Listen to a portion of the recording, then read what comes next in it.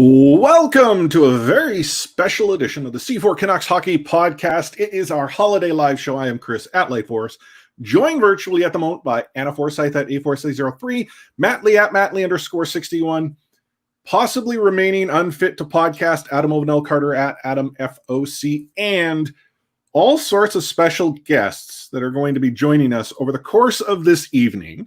We're going to refer to this as in the now because it is our live show. And for those of you joining us on YouTube, thank you so much. But Anna, Matt, how goes it? Good. Happy holidays, everyone. Hey, look. We're in the Christmas spirit. Matt is not because it's Matt. Like we were actually talking about this before we clicked record. Matt is essentially the C4 Scrooge. And I think it was Bearded Canuck who mentioned it in patron chat that we're going to have guests of podcasts past haunt him. Yeah. So like Clay, let's be honest, Clay's going to join us. He's going to be coming out. We had that tweet. Who of the two of the three are you going to see? Adam, Francesco Aquilini, or Clay? And we know Clay will be one of them. So the other two, 50-50 toss up. But we have likely. We have Jessica here from Australia. Hi, Jessica. We've got Sean straight in from patron chat, and Lisa as well from Seattle. Welcome. Hi. I'd like to point out eggnog. Okay. I got eggnog. Okay, this is the big moment. This is me trying eggnog for the first time. It's got brandy in it. You've never had eggnog before until this very singular moment. Okay. I'm doing it. Mine's good. Oh, that was so good. Here we are watching it. Anna try eggnog the very first time. And so Anna's looking. I don't hate it, but I don't love it. Well, what kind of eggnog is it first? Like is it store-bought, like Dairyland? Super store-bought. Yeah, as Ina Garten says, store-bought is fine. I don't have the time or the wherewithal to be making eggnog, which I've never even had before, so I wouldn't know what it's supposed to taste like. If you can, I mean, it's difficult because I don't think they make small sizes of it. But Avalon Dairy, one of the local dairies here that makes eggnog, their eggnog is like up here.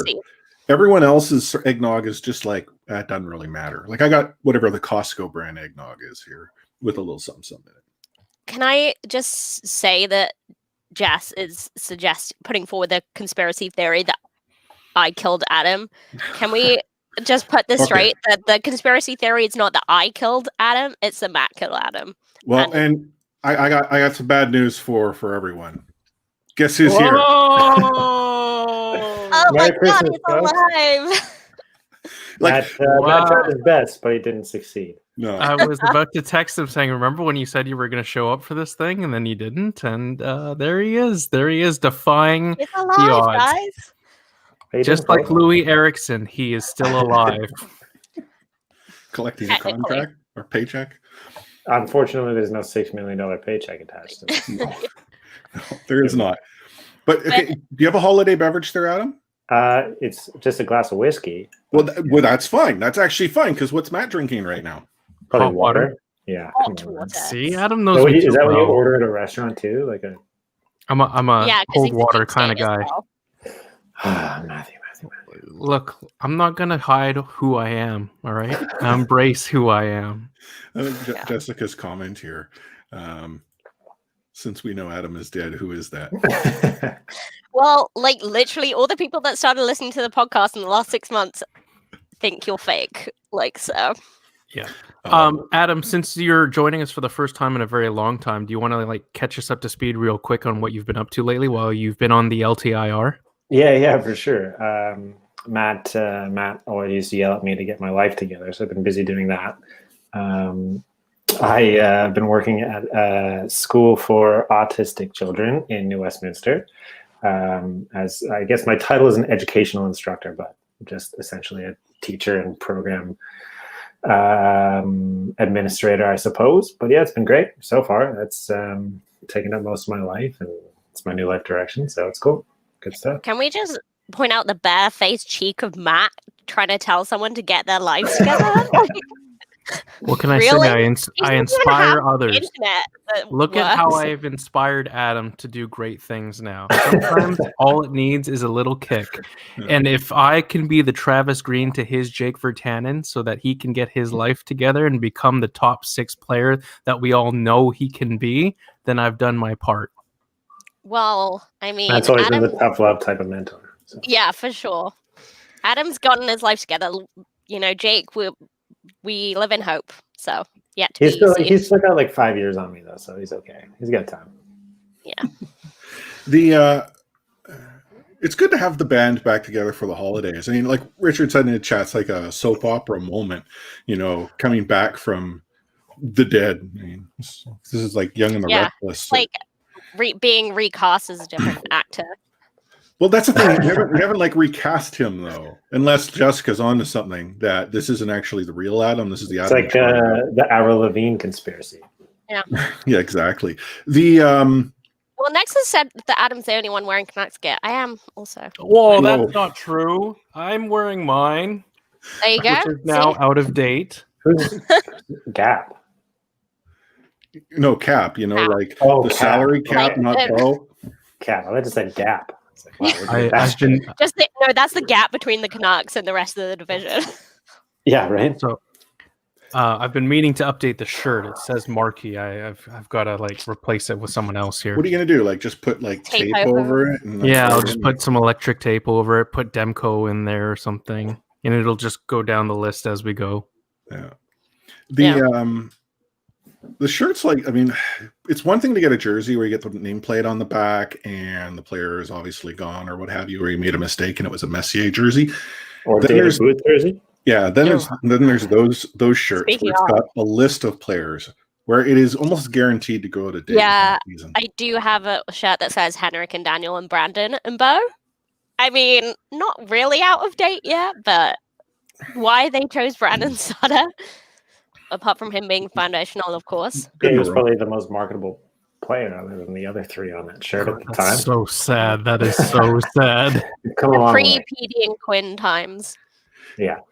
Yeah. So before our guests start joining us, 2 weeks ago when we were last recording an episode, we had said there hadn't been any progress when it comes to the NHL. We actually had some doubts as to whether or not the season would actually occur. And here we are, apparently only, a month away from the puck dropping now, presumably somewhere Less in than Canada. that now, yeah. Yeah, 13th of January.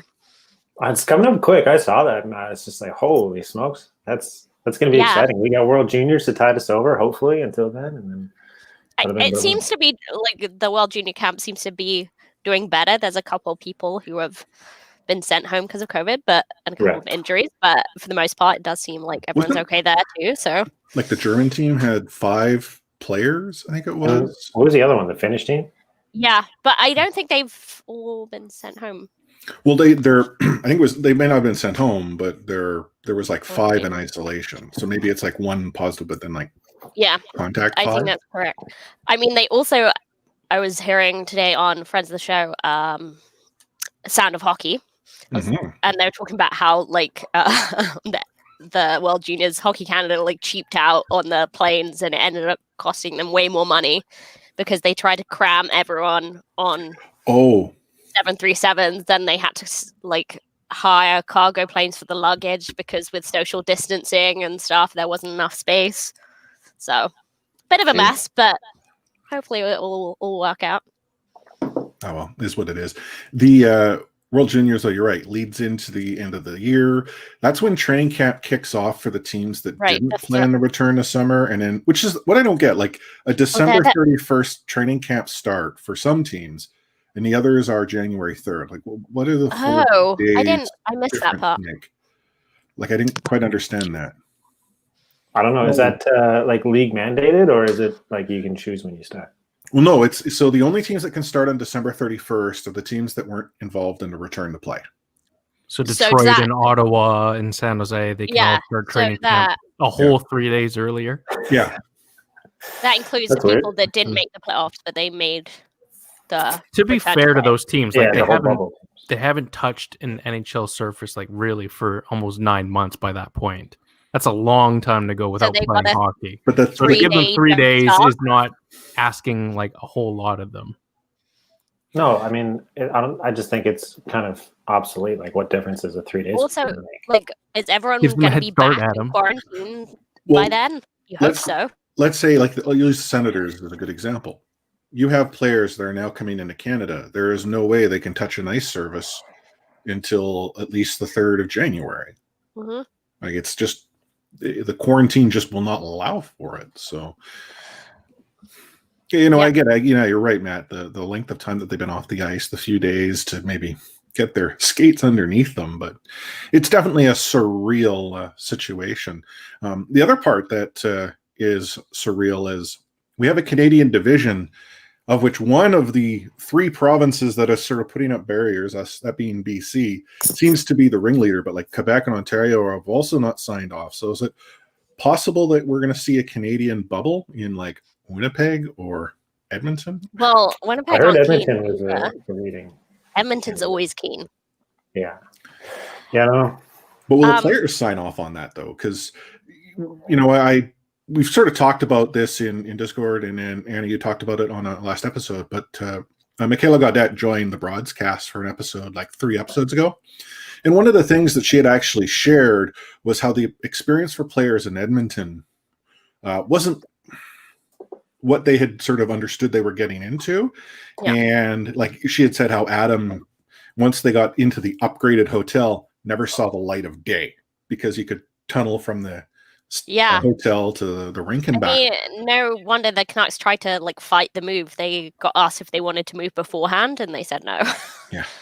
So I just wonder if the players themselves would actually agree to a bubble. Again, there's so much that's at play, and I'm not going to suggest that there won't be a resumption of hockey. I think that's clear; it will happen. It's just what it will look like. I don't know. Like, I genuinely wonder if players wouldn't push for a home city, not a bubble city. And if it's a home city, could that mean like what the Whitecaps had to do, where they played out of Portland? Mm. Not that I know where the Vancouver Canucks could potentially go. Yeah, I don't know. Well, friend of the show, Chris Faber, has joined us and is posting in the comments, and he's suggesting that Ottawa makes a run for a cup with those 3 extra days. I mean, who knows? Nothing those are the else hottest of takes you only get in Canucks conversation. Yeah, we're not endorsing that take, to be clear. Oh man.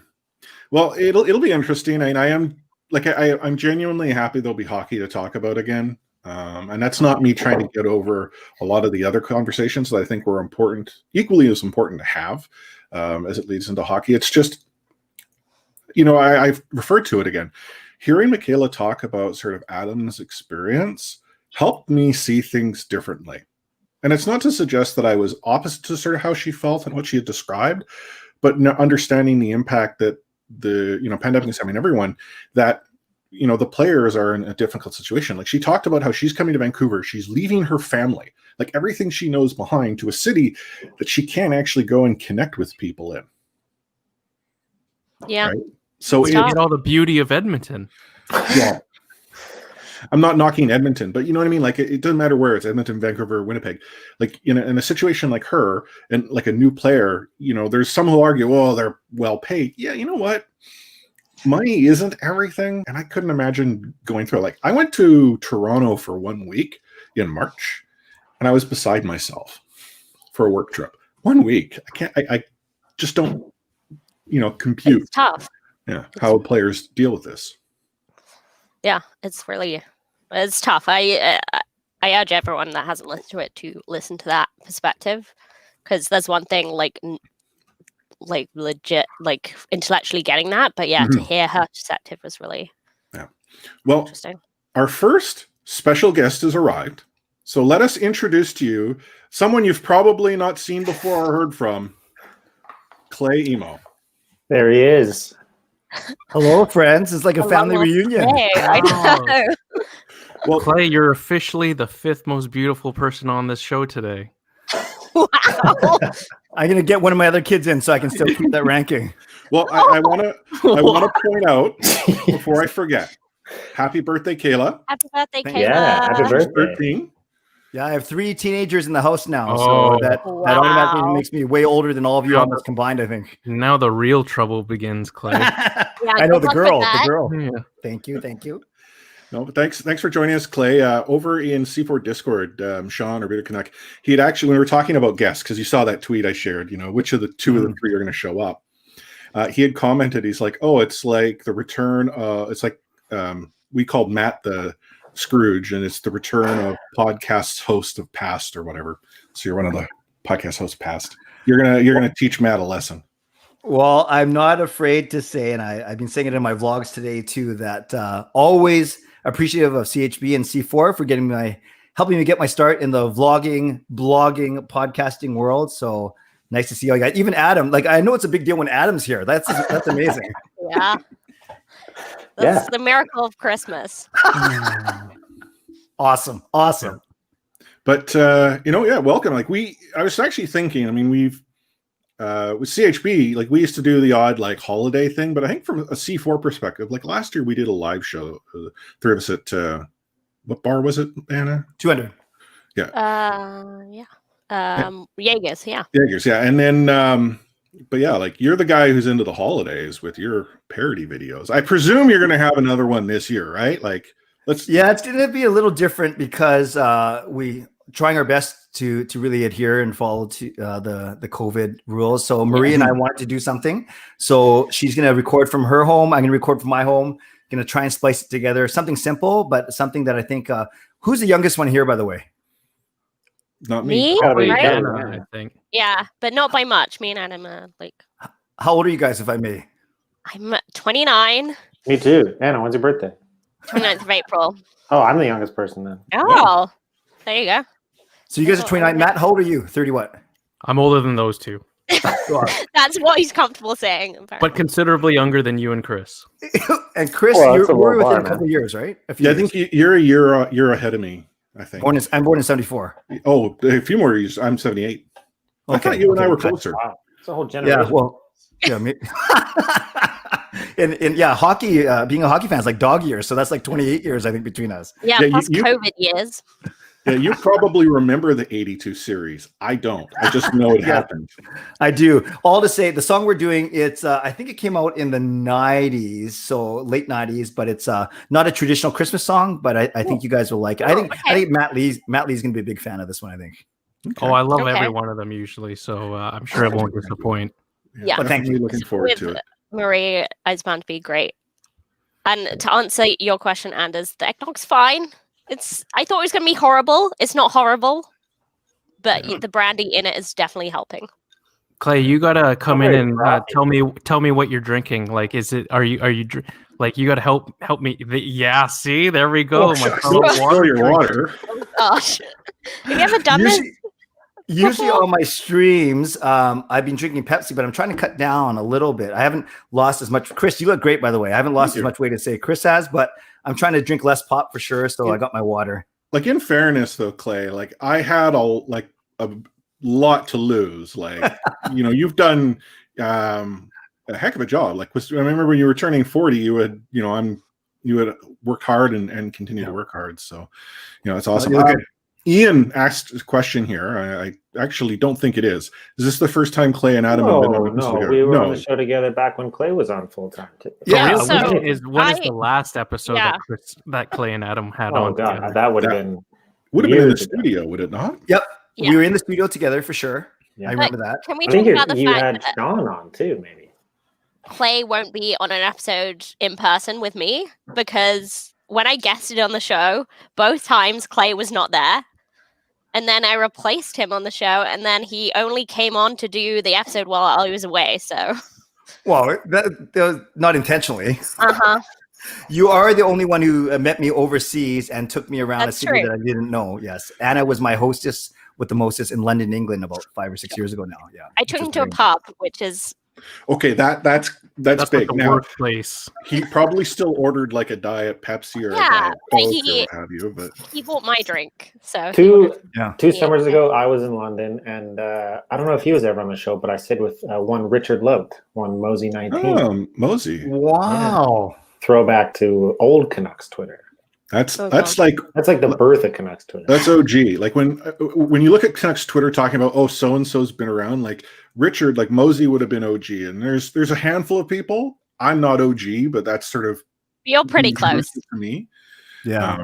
And Chris, that, the first time I met you was Game 5 against the Sharks in 2011 with Mosey. I think we were at 131 Water.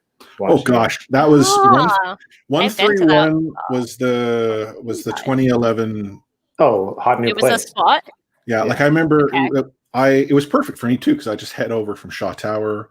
I could, get off work whenever, hustle over. They set up space for us. It was great. Yeah. You know what's funny, Adam? You say you met Chris during the San Jose series. That's when I met him too. But one of those games was at Boston Pizza in Surrey, right? And that's when I met you and JJ, and that's when we started scheming. Ah, there I you think go. was the Surrey episode. The Surrey, because they did like 2 tweet ups once. They had one in Surrey one time and the one in Vancouver, and they had Chris Palliser host over in Vancouver. They had me host in Surrey, and had us compete. Was that? Do you know if that would have been it? Because I know Maybe. we met around then. Yeah. Yeah. And So by for go those ahead. of you that aren't familiar, JJ is the blogfather. He is the one that birthed us. Like Seems kind of weird. that is Sounded Happy better holidays. before he said it. So, Chris, you were talking about OG Twitter, and I'm not sure if this is going to come up here or if you're going to save it for your later guest. But are you guys going to talk about the Twitter explosions, or have you been already? And Oh, you're not going to worry about it tonight. I don't know if we'll worry too much about it tonight, but it's like it is Canucks Twitter. And okay, first and foremost, I want to share my thoughts. Canucks Twitter definitely has issues. I just feel that sometimes Canucks Twitter becomes an issue unto itself that others sort of, exacerbate. Canucks Twitter can like start to eat itself sometimes. Oh no, it definitely. I mean, Yeah, snake eating its tail for sure. There's definitely there are those that throw the fuel on the fire. There are those that bring the kindling. I personally try to avoid that, but every so often I get so wound up myself that I'll make blanket statements. But I try to think, what would Clay do? Honestly, I try to think about how do I phrase this to like be positive. Well, Clay runs away usually. I'm very averse to conflict. But Chris, I think there's a certain, and I think Jay Hamilton tweet you about it a couple of days ago. There's a certain respect that I think you have, and some of the, not all, but some of the OG people have, and maybe, I don't know. I think it's just we kind of pick our battles, pick our spots a little better, I think. Well, you and I are, but like to that point, you and I are a little well seasoned. Like, yeah. I'm not trying to paint Canucks Twitter with a brush here, but we're probably trending on the upper age. Yeah. Right. Yep. So it could be that just, that experience and what have you. I think you just got to take everything with a pinch of salt, take your breaks when you need to. Like, there's some behavior that you should not tolerate, and that's the kind of stuff you speak up about. Yeah. But there's some stuff that you can just step away from and just be like, you know what? Like, I put my position forward. Like, let's leave it at that. Yeah. Like, it's not worth, like, taking up your mental health over how good a job Jim Benning is doing. Like, well, I also feel like it's totally transcended that, like half of it. And granted, like I follow you guys, I follow like the broadcast and some other people. So I don't, I'm not super well versed in it, but I think it's like totally it's not about the Canucks anymore. It's about the people within it, Well, and I don't know a lot of the personalities, but I see the stuff that someone like Georgia Twist is posting, like her DMs and stuff like that. And that's where I feel like we're at with Canucks Twitter, and it's for me, I just haven't been on it much, and I've unfollowed a lot of people just because what the hell's the point? It's horrible. That's a good approach. On what Georgia shared, I like, there are some people like, oh, that's Canucks Twitter. Now that's Twitter, unfortunately, like in general, like it's not just a Canucks Twitter thing. Yeah, it's exacerbated because Canucks Twitter is what we know. But one of the things that I've really tried to do now is focus on the positive of Canucks Twitter. Like, I think I've shared this before in our podcast, and I know I've talked about it on the blog and in person. How do I know the 4 of you? It's arguably Canucks Twitter, and I would never change that for a second. Faber's here in chat, and he and Nexus are talking about seeing themselves in the gulag, which for those that don't know, Faber, Quadrelli, Ryan Beach, they did a fundraiser for Dave Nurum for essentially was Warzone, Canucks Twitter and Warzone. there's a positive there. It was huge. It was, a Yeah. phenomenal effort. Just this weekend, Daryl Keeping had shared a list of must follows. And I mean, I poke fun at him as to like, I'm holding him responsible, but that's the type of stuff that I'd like to see more of. Because I feel that sometimes the negative gets in the way of all of the positive that can come from it. So yeah, I mean, you're right, Clay. I think, it's nice that I appreciate Jay sort of out there saying, hey, what have you? Sorry, this sad hat's getting to me. But there's so much more of that that's happening, and I think we too often miss it because of everything else that's going on. Yep. Well said. I want to actually go back to a question that Faber had actually asked here. I don't know if you saw it, but will Clay be singing more than Petey in this collaboration? Well, Chris, if I may address that, as I'm watching this morning, definitely Petey is to Bublé as I am to Marie Huey. Like we basically got the same amount It's the same of dynamic. Yeah, that's pretty good, right? Yeah. So I would never say that Petey is riding Bublé's coattails, but I joke around with Marie that I sometimes, let me turn that down. I sometimes riding hers. We've been friends for 20 years, but actually it's funny. Because of this whole quarantine collab we're doing, I centered the lyrics and the backing track I played. And then there are a couple challenging timing things. So I recorded voice memo, but I didn't sing the words to Maria. I spoke them, right? I said, da, da, da, da, da, da. And then she actually wrote back. She goes, thanks. It sounds good. And she goes, but I wish you sang it. And Yeah, come on, Clay. That's coward's way out. Get into the Christmas spirit, Clay. I don't. Yeah, I know Christmas is about giving, but I don't want to give people stomach aches listening to me. So, I actually shared the one that you shared today on Twitter with Virtanen and Hutton. And I'd actually, the comment I don't recall about that one. The first time I watched that one, Yeah. but when I watched it again today, you can see like they obviously drew the short straws of like the rookies, right? But It's cute. Ben was making the most out of it. And Jake was, okay, I'm there. Like, that's how it came across. I'm not trying to, slight Jake. It's just that you could tell he's like, okay, I'm the rookie. I know I need to do this. Whereas like Ben Hutton was like, oh, well, let me go and Yeah. That's totally fair. We were obviously very happy and thrilled. We knew they kept saying we're going to try and get some players, get some players. Then I knew right away. I said to Marie, watch, they're going to get the rookies, right? So it was Hutton, Virtanen, or Jared McCann, and those were the three rookies that season. And we got Jake and Ben. And to their credit, they're really good sports. Actually, we had to do those takes about 4 or 5 times typically. And I think I want to say it was Georgia, but maybe not. Someone wrote a really funny breakdown on Canucks Army about Jake and Ben's dancing. Actually. Oh, it sounds like a Grania thing. Yes, I'm sorry. That's what I was going to say that is very Grania.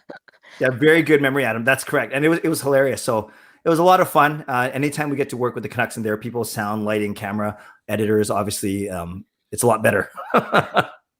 But there's a detriment to that. You replaced me as voice guy, so I mean I get it. I didn't do well enough to impress you. No, there's on for this forever. We have the draw of Jake Virtanen and Ben Hutton.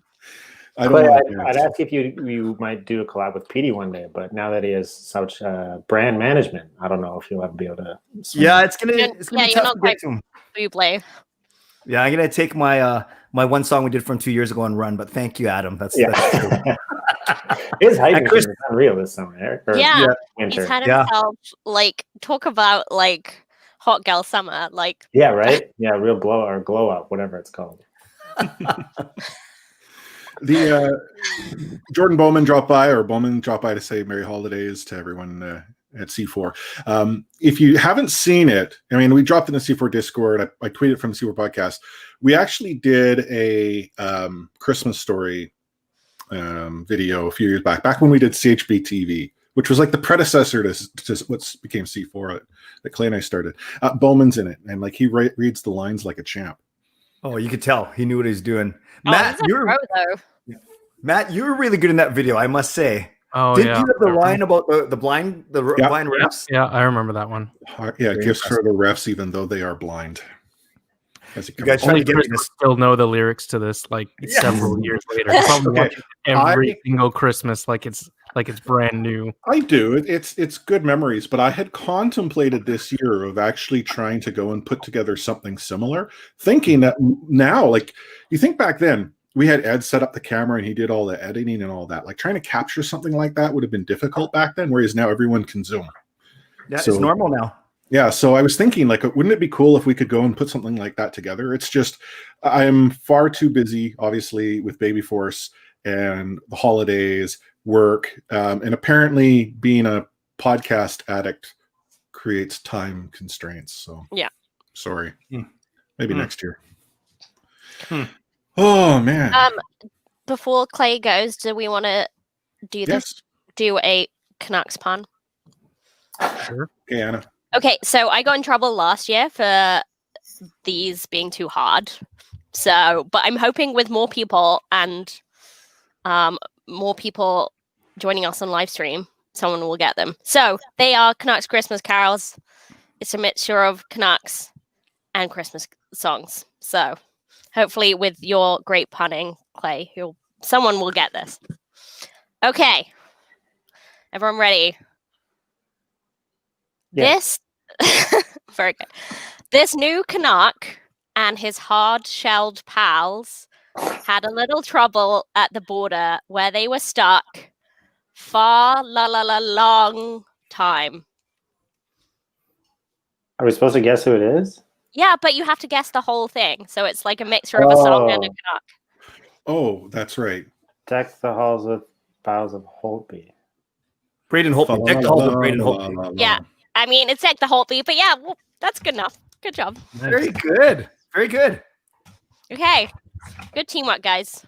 We'll save more for later, but Anna, when we release our song later this week, we have a line about tortoises as well. So make sure you look out for it. Perfect.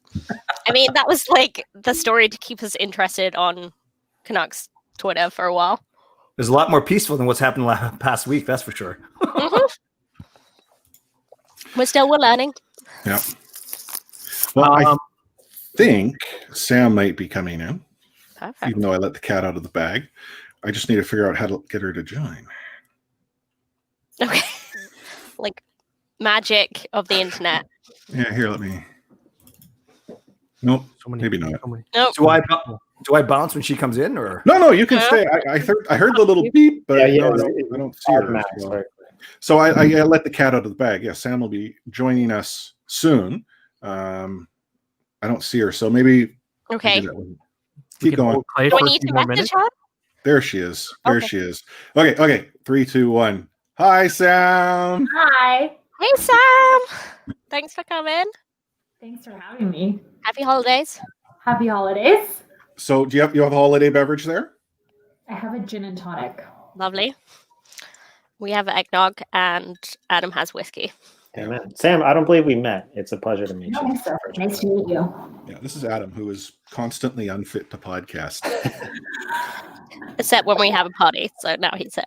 Yeah, I mean, it seems reasonable enough. and Sam, we've never met in person, but we tweet DM every single day in a good way. Nice to see you. Yeah, nice to see you, Clay. Got Thank two of you, the thank you. nicest people from Canucks Twitter right here. Yeah. I don't know. Nice. Clay, You're nice. he's got Clay's a nice. streak. Clay's nicer than everyone, so like there's no competition on that front, but I'm more of like a selective nice. I think you're nice to people who are nice to you. Yeah. Yeah, well, there's nothing wrong with that. So I let the cat out of the bag that you were joining us. Like, I've tried to keep guests close to heart. The only one that I shared that was joining us was Clay. But again, we already said that. Thanks for joining us for our holiday live show. Crazy times. Like, I mean, we wanted this live show to be a whole lot of fun and good cheer, but it's been tough, hasn't it? Ish. I'm not trying to, put you on the spot here, but I'm curious. Is it fair for us to just forget all that and talk about good times? Okay, please, thank you. I'm making this awkward. Yeah. What are your thoughts on the season starting soon? Because it's like less than what we said, less than a month, 3 weeks now, 3.5 weeks. About 3 weeks, yeah. Sam, I I feel like I'm stuck in some kind of weird time warp where I have no sense of like when things are happening or what is happening. Like I find it really hard to believe that Christmas is in 4 days. Mhm. So I haven't quite wrapped my head around the season starting yet. It doesn't feel real. Yeah, and well, neither has the NHL. Like, no one knows how it's gonna happen. They're just like, it's happening. We'll just figure out how later on. Hmm. Seems reasonable. I think the part that is helping is the fact that the World Juniors exist and sort of will be that entry in the transition. But I want to, I've already called attention to those in the show. How revolutionary listening to Michaela Gaudette talk about sort of the hockey experience, the player experience, the experience for the families, and specifically her, throughout the pandemic season, and how now I'm almost questioning, like, is this truly not necessary? Like, I love that it's coming, hockey's coming back. It's just at the same time, do I, as a person, am I okay with everything they have to go through? Like, I'm almost conflicted, I guess. Like I want to encourage everyone who hasn't listened to it to listen to your, at least that episode, listen to your show. I love your show, as we've talked about, but that episode, next level. It's also now got me all upset about the experience that Michaela and Adam are going through on the return to Vancouver. Oh my God, I know. Yeah. Yeah, if people don't know, they had a heck of a time getting here, and now apparently the place they're in had a leak for months or something. So, well, that's the thing. If you like have a different home every 6 months or so, like stuff happens, and then you have to just deal with it. So it's and then you might not even play here too. So yeah. Who knows? Yeah, it's kind of tough if you like move your entire life to one city. And your partner and whatever, and it's far from their family, and then it's like, okay, but I'm not here even. So yeah. Michaela is Right, just Chris, one example. You make a good point too about like everyone's got a different, even if it's not a vested interest, a different opinion. There are season ticket holders. There are people who are families. There are people whose livelihood depends. So yeah, for every person that says, I'm so excited they're coming back, there's others saying, does this make sense? Short season, why not? There's GMs that probably don't even agree. And owners, I should say, it's so crazy. And I think that's going to be the storyline one of the storylines for the next month as we gear up and ramp up, right? I mean, yeah, because, from my selfish point of view, was it better for my mental health when hockey was back? Yeah, like that was normality to me. But do I want that at the cost of like all these players' mental health, physical health? All these other factors. Yeah, maybe not. That's not worth the cost. And there's so much behind the scenes that we don't think about that it takes for them to be able to play. Like obviously the wives and partners and kids and things like that, but also for non-players, like trainers, coaches, all the staff at the rink who make it work. Like they're not getting paid millions of dollars, but they're going to have to be part of the process. And that's a lot to put on people. Just bringing in a comment out of chat here, like Anders had said, how what the Gaudets are giving us. Like we refer to not Adam specifically, but sort of that caliber player as Jags, just a guy. Like we think about it as just a hockey player, but they're actually adding, in my opinion, what Anders is saying is this face. They actually almost are sharing with us things that we have not really considered. And then Sam, to the point you said, we often just think about players. That's it. Like we don't think about their families. We don't think about the coaches, the staff, the support, the trainers, and all of that. Everyone is involved, and they have to go through a lot. And I don't think that's to take away from anything. I think for some reason or another, so many people are going through tough situations, but for some reason when it comes to professional sports, it's like we flip that switch to no longer think about that. Yeah, I think that applies to a lot more than just COVID, be it social issues or anything. I totally agree. And it is a conflict, like morally, I want to say cancel the season or whatever. And same thing happened before the bubble, but as soon as it started, like, of course, I'm going to be on the couch cheering everybody on, right? So I don't know. I have a really hard time balancing that. And I don't know if there's a right answer to that yet, at least. Yeah, I mean, you're right. Oh well. But yeah, it's good to have more awareness, which I think we are doing, and hopefully that'll make us have better practices. I have less faith in the powers that be putting into practice those sort of better thoughts and things, but I'm hoping that there's a better awareness from a fan perspective, at least. Like, And there's a tricky pocket too, because as content creators, we never want the season just to go on simply for our podcast or our vlogs or whatever. Yeah. But it obviously makes a big difference. So Sam, I truly, and I've said this to you privately too, I'm impressed that you guys, are bringing up more than just simple standings and line changes and line combo issues. You're talking about real issues, and that's why I think your podcast has done so well when there hasn't been any hockey to talk about. And so I want to give kudos to you that way. Whereas for me, I'm dying to come up with content every single day because I only talk about the stuff that happens on the ice. I don't know. I think you've branched out a bit over the last 6 months, and it's been really interesting to see. Well, I appreciate like that. Thank you. Still riding Marie's coattails. We were talking about that just before you came on. Yeah. Well, I saw that picture that you tweeted out. It was like Marie and I think it was Quinn Hughes. Was it that picture? Yeah, like, very funny. Yeah, the tweet was supposed to be you and someone famous, not someone famous you have a picture of. That's true. Yeah, story of my life. If you haven't seen the picture on Twitter, go to Clay's Twitter account at Canuck Clay. You'll see what I'm referring to. The thing that's burning question. Are you ready for the holidays, Sam? It's 4 days away, as you said. No. So I have put together, I do a hamper every year. I put together a hamper this year. So I've taken care of that, and that I'm really excited about. And then last night, as I was wrapping the stuff for the hamper, I was like, I actually haven't gotten anything. I haven't gotten anything for Jeff, my husband. I haven't gotten anything for any of my nieces. And I was like, well, I don't know. 4 days is a lot of time. Yeah, honestly, the fact that I'm done as of today or yesterday, and that's the earliest I've ever been done ever. That's amazing. I'm usually buying up till If it makes you feel any better, I'm right there with you.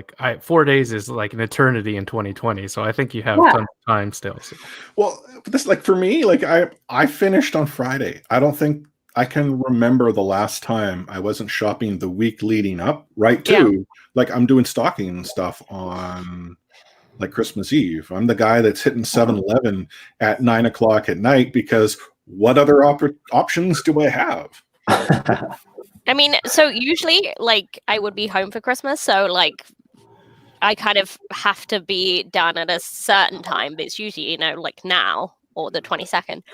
But this, to get stuff to the UK and shipped out, I had to be super organized.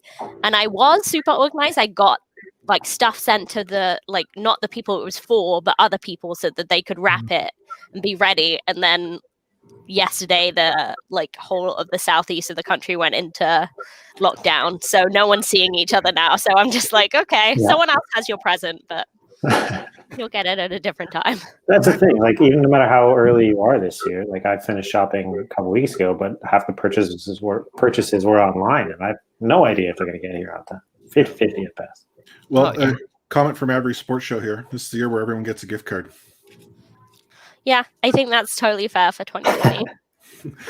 I actually contemplated that, and I'm like, it's not like I can't get stuff. I can order it in.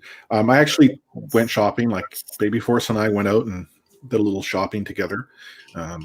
For a 3.5-year-old, she was phenomenal. I was concerned how she would handle it because obviously wearing a mask and following the lines, much better than most people.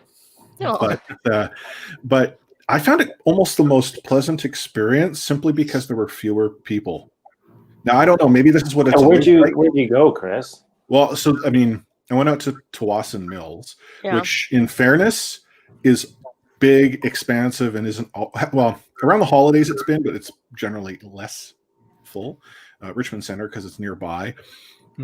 It wasn't bad. Yeah, I made the mistake of going downtown and I ran into the anti-masker march. Oh, it God, was bad. I had to go to Metrotown to get some work gift cards for various people, and I So I like lucky you went to Tuason Mills where it's empty, but I don't think that's a universal thing.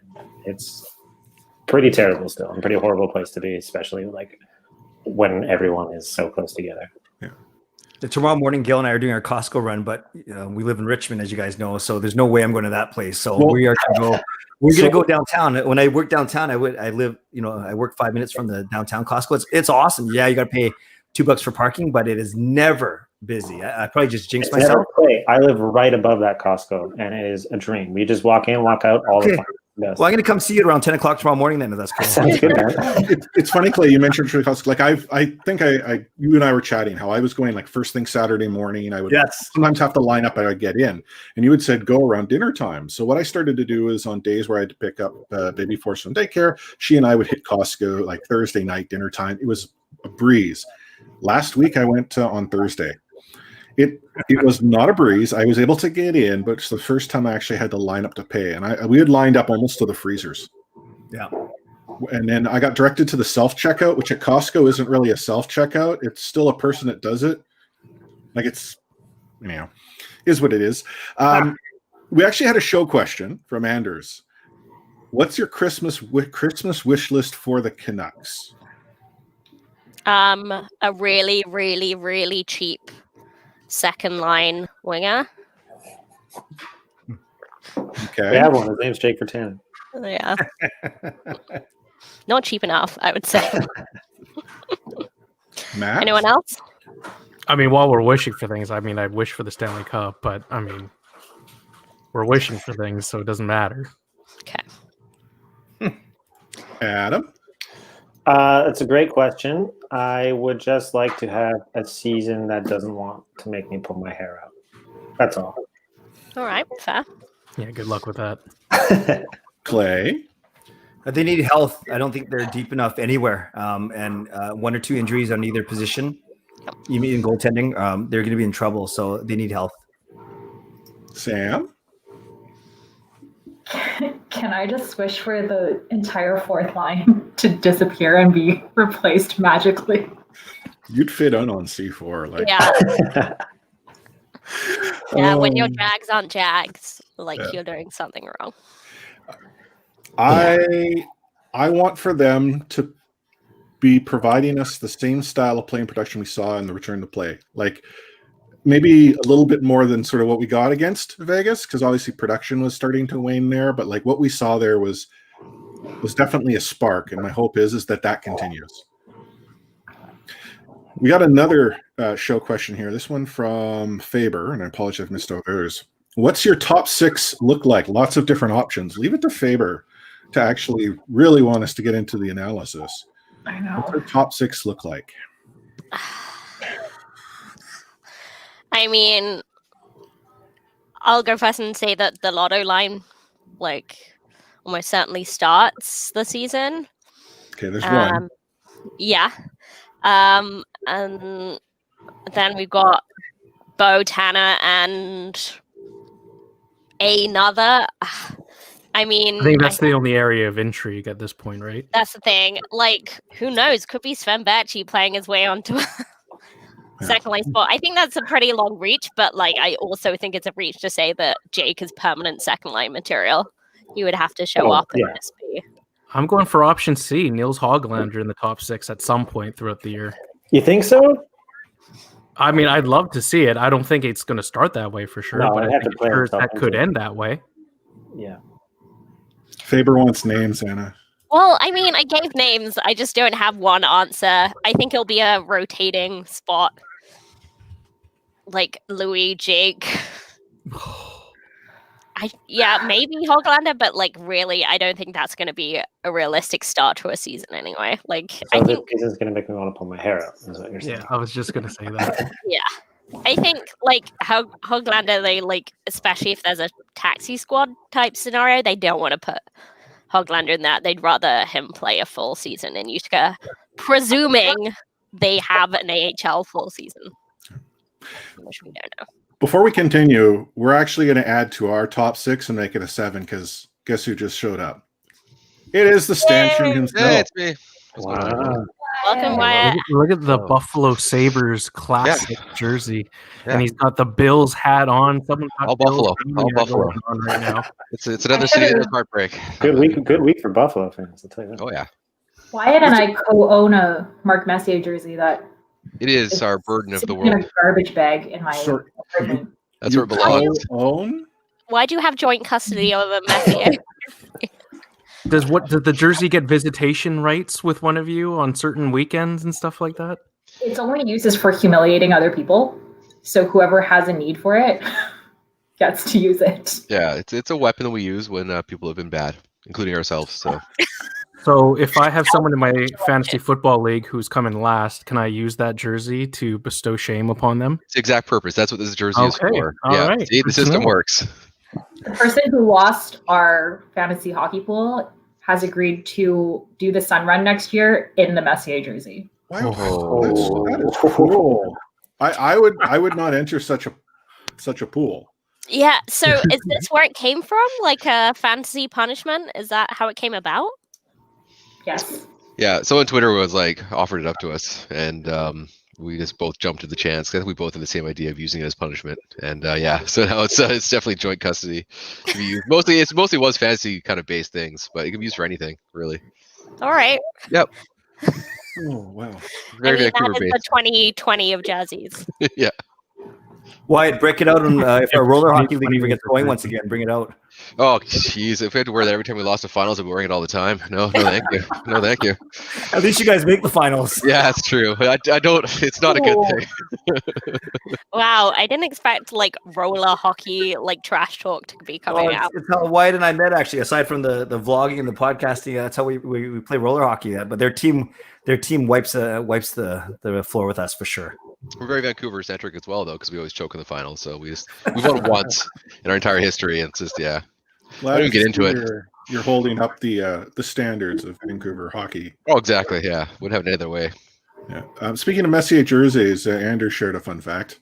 Buddy of his lives in Edmonton has an Orca Messier signed by Mark. Oh. Okay, now you got to be careful because Messier might sue him to get that jersey back. He's very litigious, so just be very careful. Yeah, I cannot believe that. Like, seriously? Like, just expecting everything he touches to turn to gold. It's always the same thing. It's like, I've improved the value of this dramatically. I'm like, dude, did you really improve like a cannabis company in 2020? I don't think you did. Yeah. I think they did their own work there. Yeah. We didn't finish the who's in the top 6 question because I wanted to get the stanchion in instead of just waiting in the. I don't know what it looks like in the weight room when you can't join. So I can see you all. I'm just kind of faded out like Marty McFly in Back to the Future. Like I don't know if I'm going to make it or not. Okay, well, I made sure your parents kissed at the. Thank you. Yes. Under the sea dance or whatever. I it is. appreciate that. You're welcome. Adam, who's in your top 6? God, I don't know. I want to say, I don't know. My gut, I don't want to say it, but my gut says Louis is going to be there to start the season. See, I don't get any indication that would be the case. Well, it's how the season ended. Was he in the top 6? Like I When seem to Toffoli think. went back down. Like, didn't he end up there when Toffoli got injured again? It was just Louis kind of popped back in for a bit. I can't remember if that's Yeah, just, but you know, Yeah. I don't know. I don't know. It gives me shit to see that. Travis Green's break glass in case of emergency weapon. Well, like if it's a depth issue, that makes sense. Even when he came into the lineup for the Toffoli injury, I don't recall him being in the top 6. For some reason, I had him on a third line. Nah, he was playing with Bo for half the playoffs. Are we sure Bo didn't get dropped to the third line for some silly reason? I mean, who knows? Yeah. Clay? I think if they don't sign anyone, I don't know. I could see Jake playing with Bo and Pearson to start off, but I think Hoglander has a shot maybe join the team later in the season. And I know we're all waiting for Podkolzin's season to end, but to start the season, I wouldn't be surprised if Virtanen's there on the right, even for a little bit. How about you, Sam? I want to start by saying to Chris Faber that if anyone saw the video on the broadcast Twitter this morning where I was basically like, I can't remember the names of anyone on the team. Oh, This is a really mean question for me. so this could actually be him trying to get you, but doing it like next level by introducing the question for us to ask. Totally. Potentially. Yeah, that's next level evil. I would have loved to see Tyler Toffoli in the top 6. Wouldn't we have all? I think Tyler Toffoli would have been like to have been in the top 6. Yeah. That was fun. Mhm. You know what? I'm gonna have to say Jake as well. Yeah. I don't like it, but I don't like any of the options. So. No, it's the only answer we have. There you go. How about you, Stanch? Where do you have the top 6 panning out? I don't think they're going to start with the lotto line. I think Bess is going to help that second line out. I think it's Jake's time. I think Tyler Myers has got him on a diet, has got him running again. I think under his wings, he's going to come in. I do hope, like, if Jake does come in, I hope he comes in like in the best shape of his life. Clearly, this is his best chance he's going to have with Toffoli going. So I'm hoping he take it seriously. And we've seen it before, kind of like Cassian's career. Obviously, was a bit different what happened with him, but his kind of went off the rails. And he kind of found it back a bit. There's a point in your life where like maybe you kind of realize this could be like my last chance to really have that impact. And if say he does love playing in Vancouver, like you have to think that he sees it could be his last chance to kind of make that impact he wants. So I'm going to give a bit of faith in Jake, and I think he's going to at least start the season in the top 6. At least show up at training camp in shape for once. This is his best shot for sure. Like, yeah, it's just like they're auditioning for a top 6 spot, and they've said, okay, you like have at it, and they've given him a mentor and new stepdad Tyler Myers. So, yep. So, and that was what I was going to point out, is he has someone who's, it's kind of like what the Sedins sort of did in what happened to not so much happened to the Sedins, different situation, but you have players that teach you how to prepare, how to come in, get on the ice, skating hard. I think Jake is going to have a stellar season. For those who are in C4 Discord, Hercules, I don't know if you're still there in chat. This might be your year, buddy. For those that don't know, he will go to the ends of Earth for JV18. Chris, over under on goals 17.5. For Jake? Yeah. I'm smashing the over. I'm going to over. Over. Right. Yeah, if he's a Vancouver Canuck and he's healthy, 56 games. 56 games? Oh, right. 56 games. Crap. No, I think it's if it's a second line, and if he's there and he stays there, I can see that, because that probably also means he's getting special teams. I don't know. I was just thinking if he's getting power play time or not. I think you'd see him on the second. I think he would get power play time by default, just because there are so few options. But yeah, no, okay, yeah. I now that I'm thinking 56 games, maybe not, but I had committed to the over, so I'm going to say yes. All right. Yeah, I'm highly doubting now. I remembered 56 games. It's his best shot. It's his best shot for sure. Anyone else with an over or an under? I think he's getting 17 on the dot. 17 on the dot. Yeah. All right. Oh, okay, Anna. I think we're due for holiday puns. All right. Okay. Well, we got enough people here now, so hopefully someone will get one of these. I should try and pick an easier one. All right. So these are my Canucks Christmas carols. It's a mixture of a Christmas song and a Canuck jammed together, like super punny style. All right.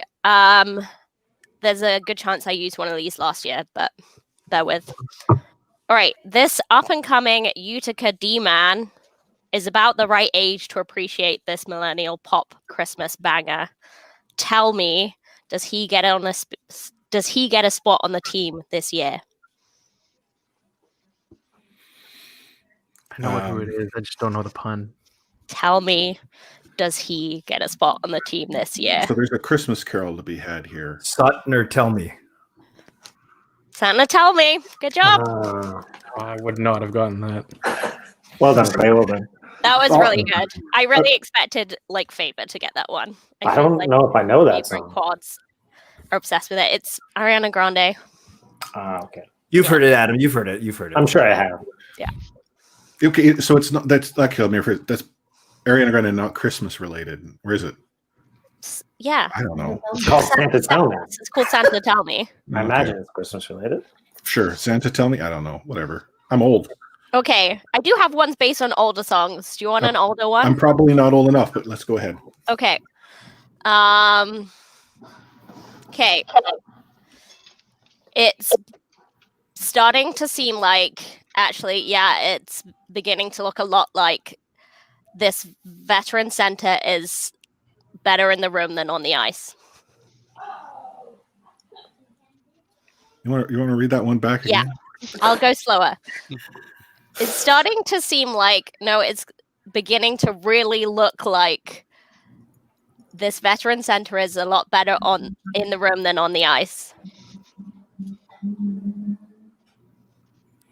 No. It's beginning to look a lot like Christmas. Yay, Adam. Thank you. Good Nice. job. It's hard to say. That one's a stretch with the like This is actually sounding like. But this is why C4 is the longest running podcast. It's this type of content. Chris, why do you always put that in quotes on Twitter? I'll never understand that. Well, okay. Actually, thank you for asking. I put it in quotes because I'm pretty sure we are. I just don't know for certain. Like I was thinking, like, okay, I'll use like Stanshire, for instance. I mean, you and Bowman have been podcasting, I want to say as long as I have. 2012.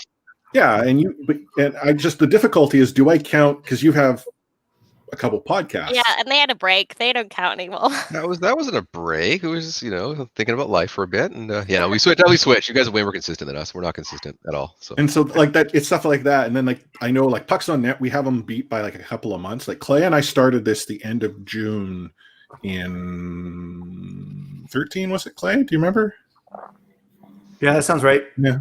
And then Pucks on Net, they started that September, so we had a couple months on them. And then from there, there's been many that have come and then many that have pod faded. So I say longest running because if someone were to say, no, you're not, and here this is, I can say there's an asterisk. It's the quotation marks. I think we own it, though. I think we What a just thorough explanation. of I the think we longest should running. just own it. Well, like Faber goes out and tweets out like, oh, we've got like, we're this, we're that, we're, top 10 in the world. And we're out there tweeting out we're top 10 in Moldova. So Hey, we're huge in Andorra, so. Angola. Oh, sorry, Angola. Sorry. Who are you? I do think at this point you might as well just run with longest running. Like no one's corrected you. It could be no one's corrected me because I'm not relevant. Well then, like, take that. Like, we'll take it. That's why I've added like we're the longest running best mediocre Canucks Okay. podcast. Also, can I just say that Georgia Twist has come up with a way better Canucks pun? It's beginning to look a lot like Christmas. Yeah, it didn't take long, Anna, for someone She's to only talk saying that because we literally forgot he Rude. was in our potluck section. Even after you interview. Poor Tyler. Okay. Has Tyler's been replaced now? Like or has he still got like a special place? Like here at C4, we have friends of the show, and essentially qualification is you guessed. So like everyone here is now a friend on the show. Whereas Broadcast, I mean, you had Mock Girl Summer, Tyler Mott was it, and then you had Michaela Gaudet, and you just keep knocking it out of the park. So how does that work? Is there a hierarchy in guests there? I like to treat all of our guests equally. Uh-huh.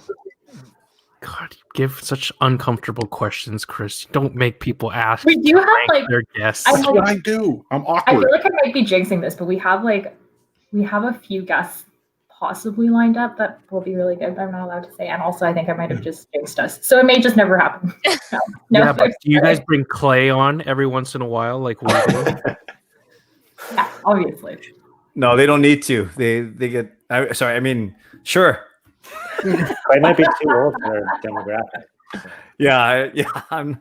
It's funny. Me and Dave Nordham, big fans of obviously what Sam and them are doing, but I like how Dave always says in a good way, fun way, that he's kind of like not their target audience, but he loves everything that they do, and rightfully so. So it's pretty cool. Dave is totally our target audience. Our target audience is just like people who want to have a good time and want to be inclusive and are just like good people. Totally. Awesome. I mean, I'm not even the target audience for my own podcast, so like I wouldn't worry about it too much. What are you talking about? I don't. Based on the adverts that we do. Well, I'm sorry, but I still do not know why your Manscaped ad did not go. That was not my decision. I submitted it. I'm still hurting about that. I'm sorry. I wish I could make it up for you. Do you have such problems on your show there, Stanch? That would require us advertising or getting sponsors. So I have no idea what you guys are talking about. we're still looking for Werthers to come to us. So yeah, I think we're not good at doing the hustle. Like look at Canucks conversation; they're so good at hustling and that stuff. I always respect them. Well, For, they're giving out like neutral vodka jerseys and like Mike's Hard right now or something like yeah, that. like they're all like they're doing such a good job. Like I wish I had that kind of hustle in me when I started up, but like I just don't have it. So like I just appreciate what they do. So like I said, Gar, we're pretty, we have a small community of people that have listened to us for a long time. We love that, and like that's kind of what we've talked about. Like people love us. That's awesome. And like I think if we did go bigger, we'd lose a lot of what makes us kind of fun of what we do. Like we've talked before, like hey, like we've talked to TSN and that stuff, but like there's a lot of stuff in place where it'd be like it would make us run of the mill, and we're not good enough to be run of the mill. Like nothing against that. Like some people are really good at that, very professional, very like front forward, and I can't do that style because obviously like I just want to make fun of Bowman the entire time. So like that's our dynamic. So for us, like I think our small, kind of sample size is what we want, and it's kind of that's the fun I get out of it. It's kind of like getting to talk to people and people like who've been there the entire time, just having the inside jokes and all that jazz over the years. So I want to ask another very awkward question. I know it's what I do. Yeah. If you're a podcast that goes mainstream, are you still a podcast? What? Oh, So, like for instance, I would argue that your 650 and your 1040 shows, because they all produce podcast content. Listen to the show live or tune in on your favorite podcast player. If you're a podcast that goes mainstream, because we've seen this happen, like Halford and Bruff is a great example. I mean, these guys are phenomenal. I enjoy listening to them, but they were podcasters have gone professionals. We don't consider them podcasters anymore, do we? this is a great question. I'm going to use this opportunity to take a bathroom break, though. So everyone think about that. And the reason I ask, we got power players here. We've got C4 and 3, content creators that are leaders and examples for us to aspire to. It's almost like the blogger writer question in a sense, like when you start being a blogger and that stuff. So there's like a level of like probably nuance there that I think with Halford and Bruff, like if you're on the radio and like the radio just takes that and puts it on the podcast, you're probably viewed as a radio guy like Halford and Bruff are now. Yeah, I guess if you're just asking my gut feeling, as podcasters are still people trying to make their way kind of in their own independent way in the world. Whereas I feel like people on the radio kind of have more of a mainstream, someone over their shoulder type of thing. So, because like Joe Rogan, biggest podcast in the world, and Spotify, he's a podcaster to us, right? Yeah. So I think there is a level of like probably mainstream has more of a corporate touch to it, if I would say. Yeah. Well, and that's like I just want to point out, I'm not taking away from someone who is then on sort of mainstream, like if you're on radio or what have you. No, not at all. Like to me, there's sort of a difference, and that's I'll use like someone as yourself, but like Harrison Mooney, for instance, even PJ, Daniel, like these are from sort of our blogger area.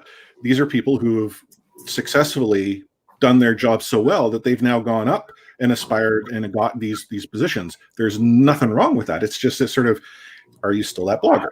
And maybe that's a good point. Maybe you are, maybe you're not. Who are we to decide?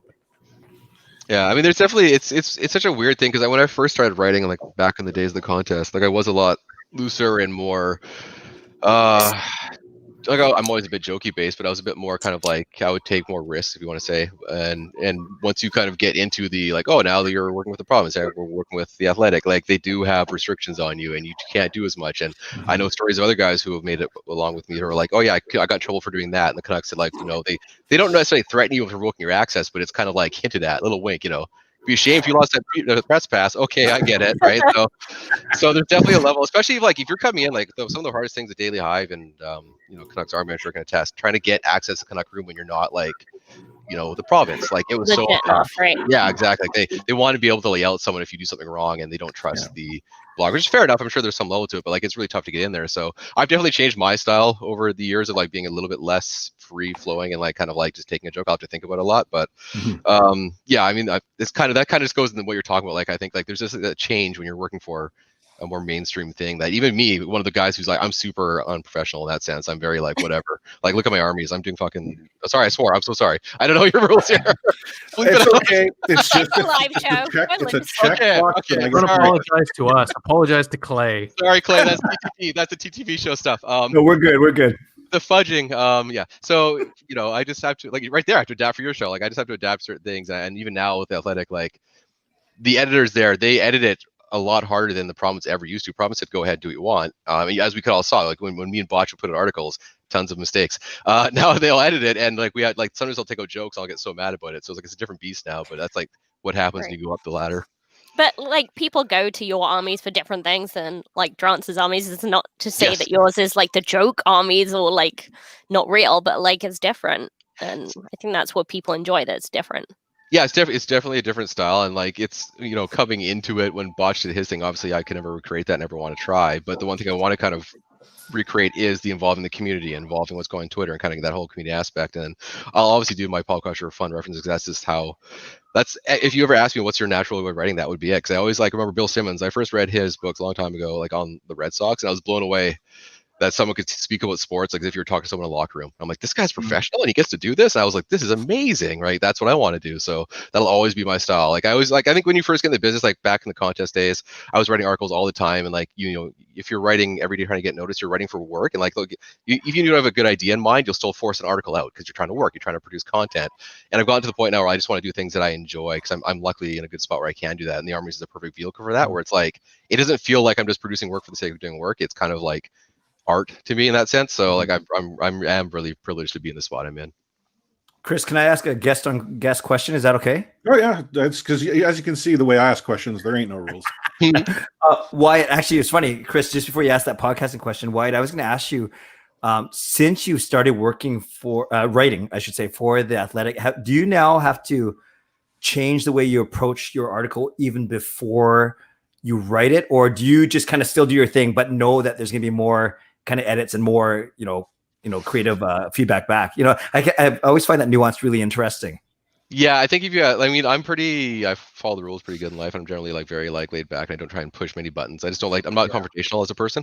But when it comes to my articles, I will go like tooth and nails for it because it's like that's what the people expect from me. And this is me on a paper. So if I put my article in and they edit it out, and all of a sudden it's a different article, then I get really mad because it's like, say I want to get a job somewhere else, and like, well, your articles didn't do so well because that's not like. Take it for example, the playoffs last year. They let me go all out. They're like, do what you want, and that was the first time they didn't like edit everything because they just didn't have time. So I got to do my real style, and obviously the playoffs help because everyone's excited about winning. But like that was a bit better feedback in that sense. So I will fight, and I'll put it through what I want. And then unfortunately, I hate reading my own stuff, but I'll read through it and I'll see jokes are gone, and I'll complain to my editor, and they'll complain to their editor. Like it's a whole political stuff where everyone's like fighting and stuff because then it makes sense. So if you're an editor at The Athletic, you're there, and a lot of them have like actual like I work in the New York Times, I work here, like these places that are like very journalistic, very heavy and that stuff. They see this guy with these weird riffs of a market they don't quite understand because they're from the East. They're like, what is this guy talking about? They just take it out. And because for them, if a joke gets through that gets them in trouble, that's on them, right? So I understand from their end that makes sense that they want to protect themselves, but they also have to understand that the Armies and the Provies and the Athletics where it came from is a very special, unique article. Yeah. And our market is very interesting. So you can't do what they're doing. Like our market is fine with these jokes that we're doing. And I've never gone to the point where I'm like, I'm going to try and get like an edgy racist joke in there. That's never been my style anyway. So I want them to kind of trust me. Like I'm just doing weird pop culture. Like I made a joke once. Here's the weirdest story. I made a joke once about Brian Allen, who used to be a Canuck, and he was always very injury prone.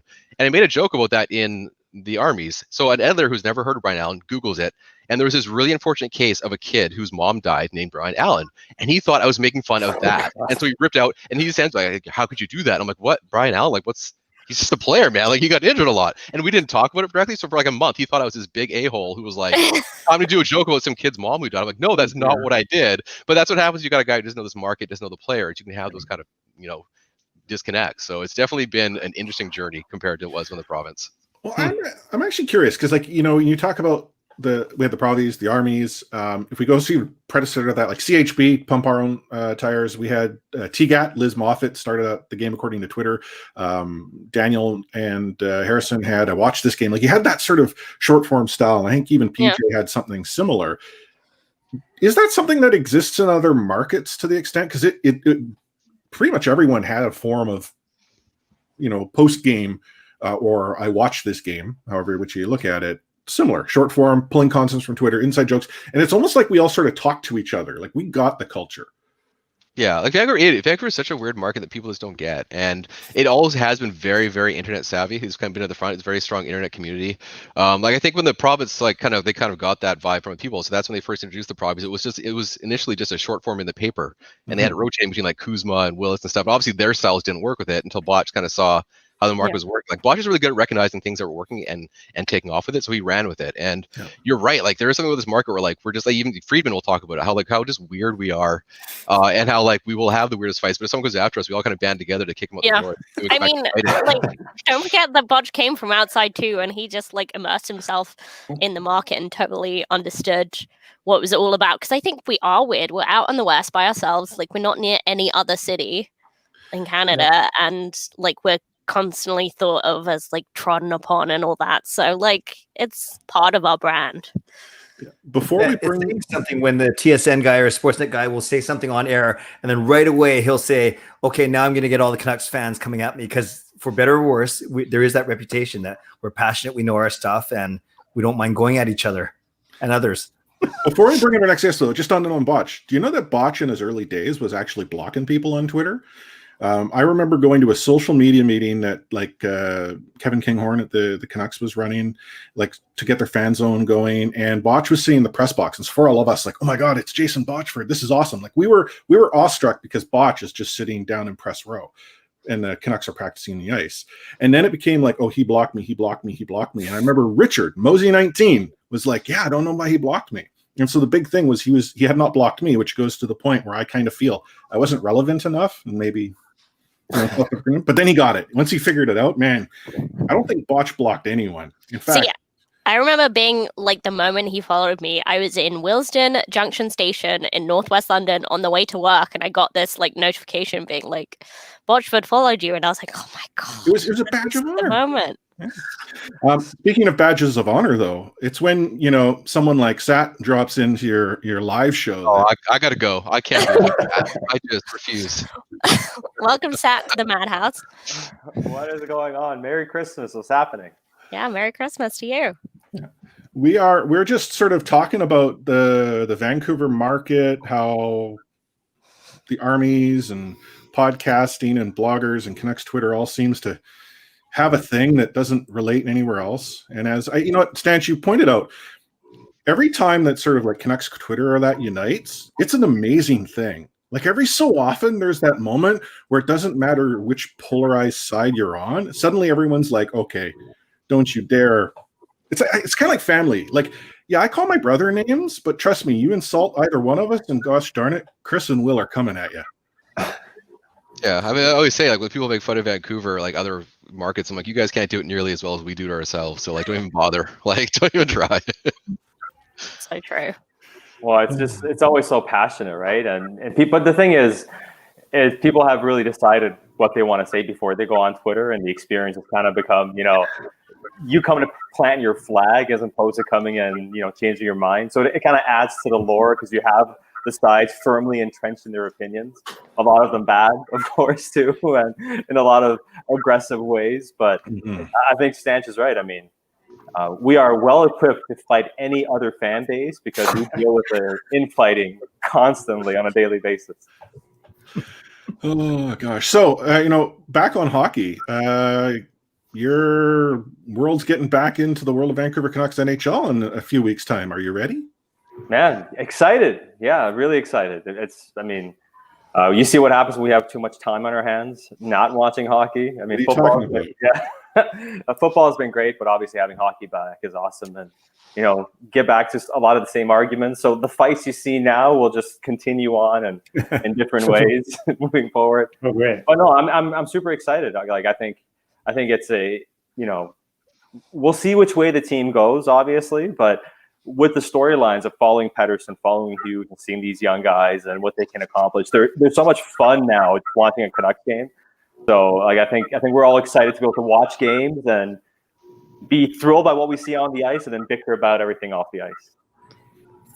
So this question actually was asked earlier. I'm going to ask you: who's your top 6 for the Vancouver Canucks? If I say Louis Eriksson, would everybody be really mad? That's what I said. I don't know if Louis is going to actually play. I think early in the season they'll give Jake a chance. Everything I hear is that Jake's in really good shape and he's worked hard this offseason.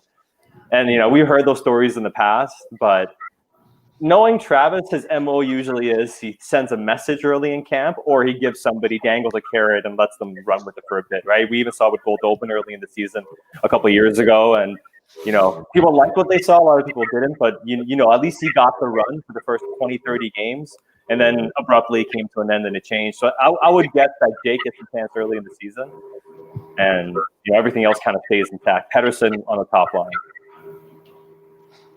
Hot take. You heard it here first. Pedersen is playing on the Canucks top line.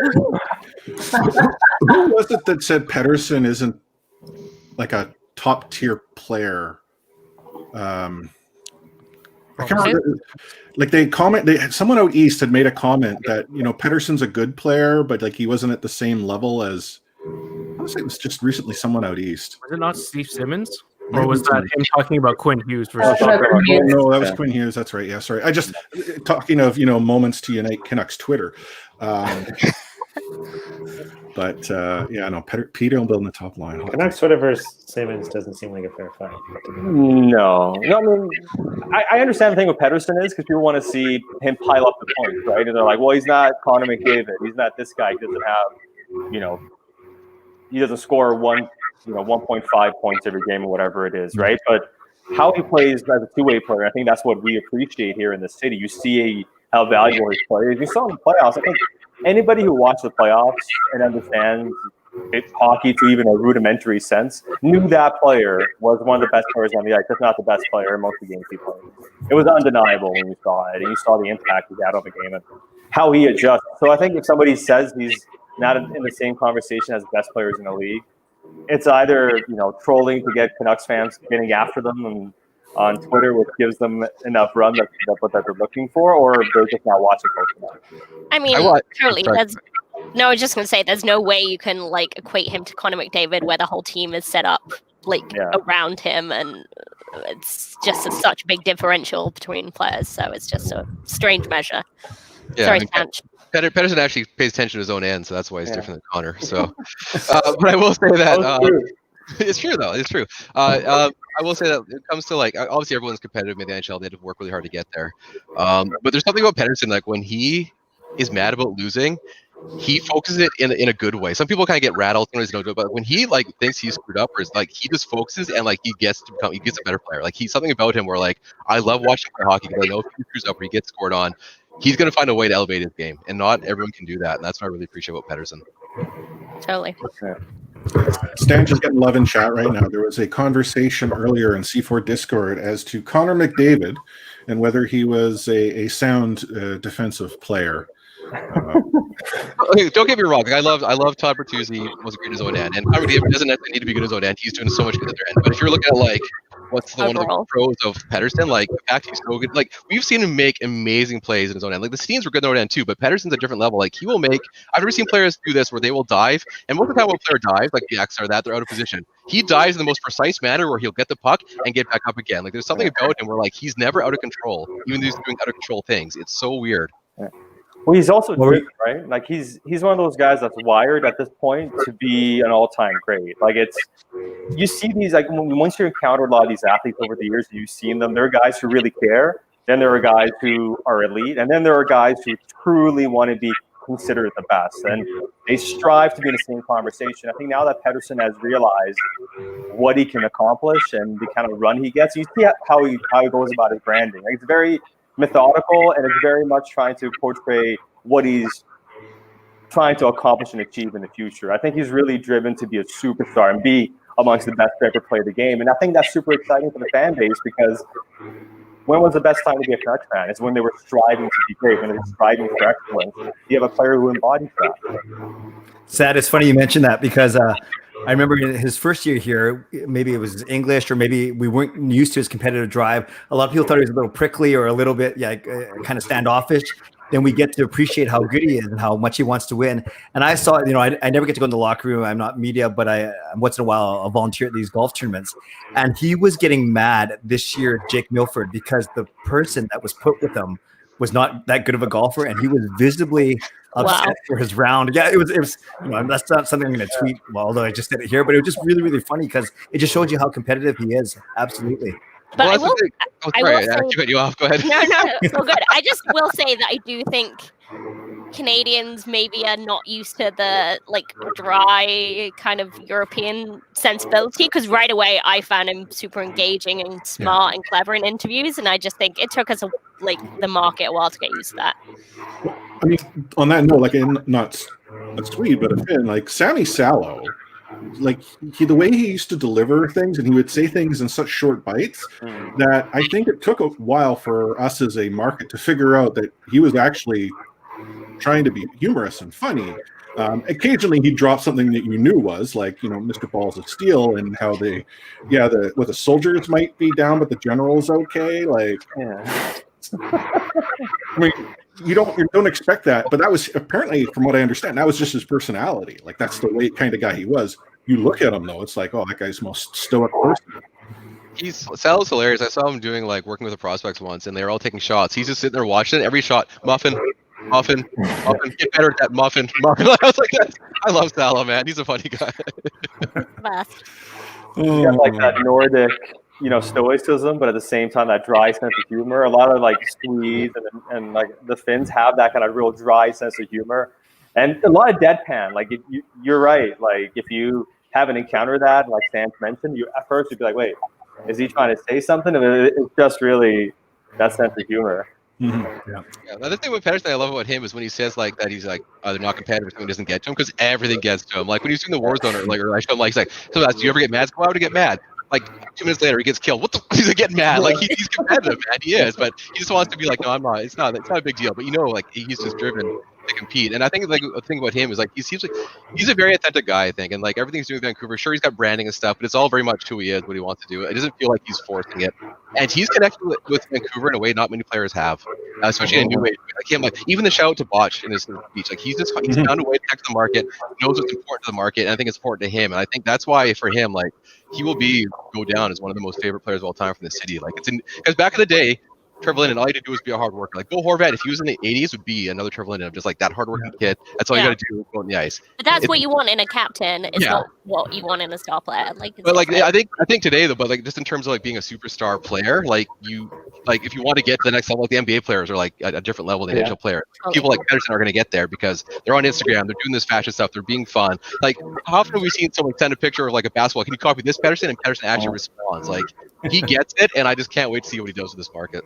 Totally. I mean, Vancouver's not a very like fashion savvy place. We're pretty quiet. Like there's only 1 million people here. Like it's not Toronto, but like he's standing out in this market. He's doing something different. I love him for it.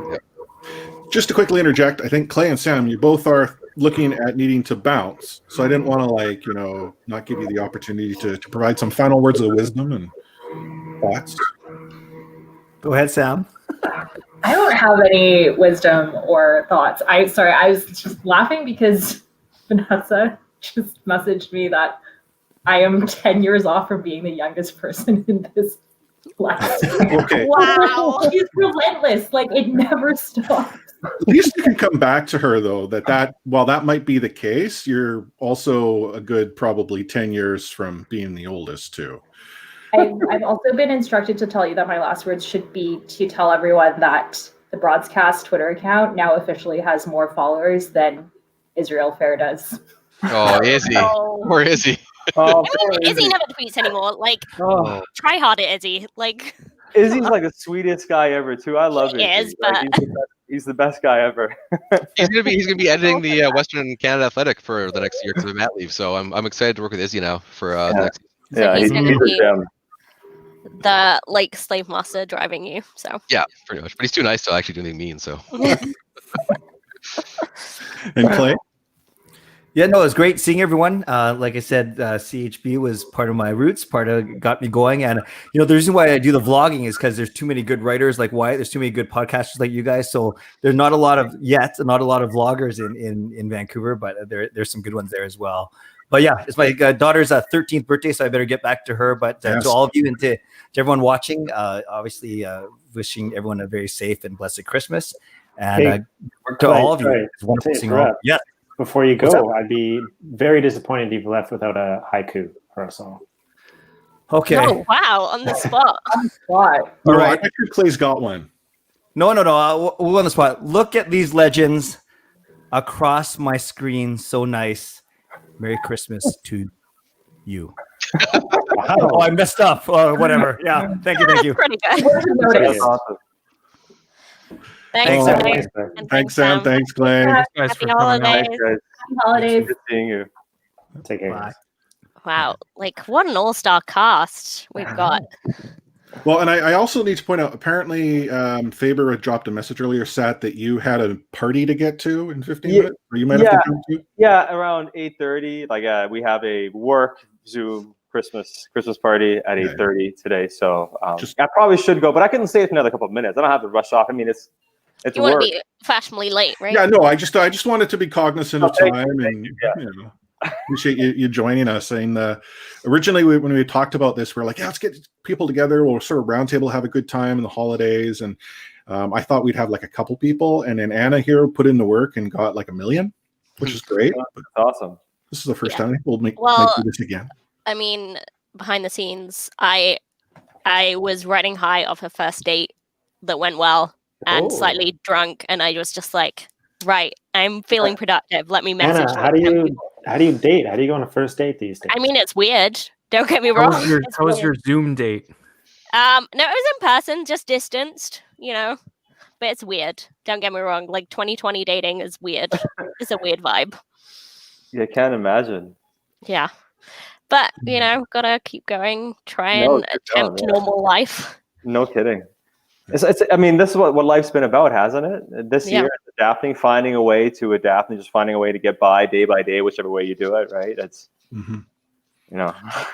Well, it's like I was just talking to my cousin in Alberta where we're trying to set up a Zoom call for the entire sort of family to get together. And this is the first time we've gone and done something like that. And quite frankly, I can see why people may not have tried to do this in the past.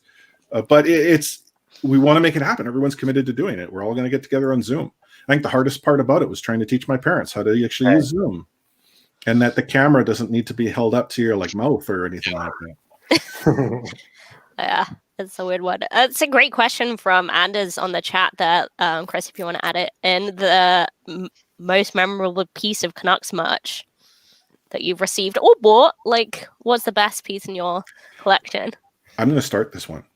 So the first piece of merch I got was a Peter Zezel game-used hockey stick.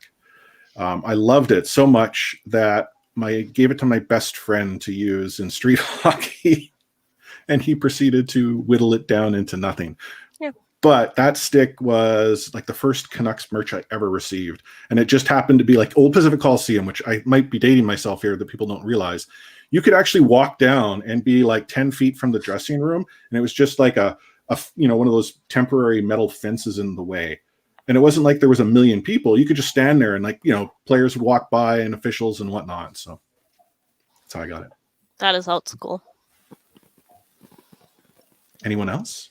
I can jump in. I will say my ironic purchase, which became one of my favorite purchases, was the 2011 President's Trophy Canuck T-shirt. Just all we had at the time. Which I wear Do you that have one. the 2012 one too? No, just 2011 is the one that hurts the most. That's You were good with the 2011 one. 2011 actually meant something. 2012 was they won that? How? So yeah. That was I a bad want year. the 2012 posters that were all over downtown that said make sure you celebrate responsibly, and then they got knocked out in 5 games. Yeah. What a way to celebrate. It's a small thing sometimes, right? I have a can opener. I don't have it here. It's actually I have it in storage actually now, but it's a can opener, a Canucks can opener from the original year, 1970. Ooh. And it's a buddy of mine who, sadly is no longer with us, but he gave it to me.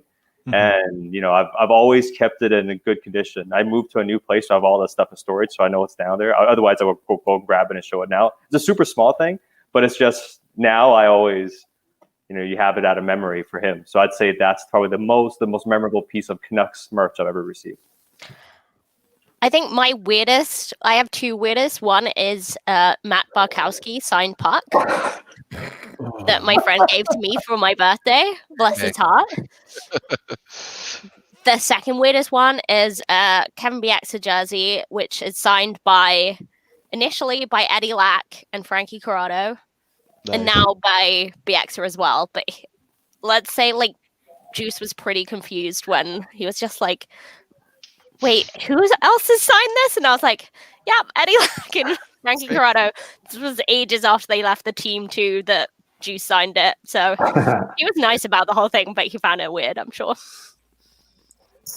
When I was young, like, I don't know, 10, I played goalie, and that's back when Dan Cloutier was minding the net for the Vancouver Canucks. So my naive self loved Dan Cloutier. So I have a framed, signed Dan Cloutier. No. Just a hockey card, not a jersey, but I loved Dan Cloutier as a kid. That's so Not knowing any better. You still love him now, admit it. Oh, the birdcage. How can you not? You're terrible. Oh. I think everyone's gone, right? Yes, The yeah. best and maybe the worst gift I have ever received is a signed Eric Goodbranson stick. Oh, nice. I still don't know what I'm doing with that. I mean, trying to that's scratch the it thing. out. Like, I have met Eric Branson and I have a photo with him, but then at least that has some value because it's a photo of Eric Branson. Like, No, it's a signed stick. Is he as pretty Yeah, in but that's- person as he is on TV? yeah, prettier. He's a total smoke show. He's really nice and he's Okay. really tall. Like, delightful person to meet. Glad he doesn't play on the team anymore. Like, he is like one of the nicest guys you'll meet. That's the funny thing. And so you always have to like weigh that versus what you saw on the ice and be like, this guy's actually really, really nice. I hate roasting him right now almost. But yeah. Yeah, but you got to be honest, right? I mean, he Yeah. was delightful and I was drunk and he was very charming. So, Sat, you mentioned you're going to bounce to your holiday party. Your work Yeah. party. Holiday Zoom party. So the good thing is I can cut myself off before I embarrass myself in person this year. So that's good.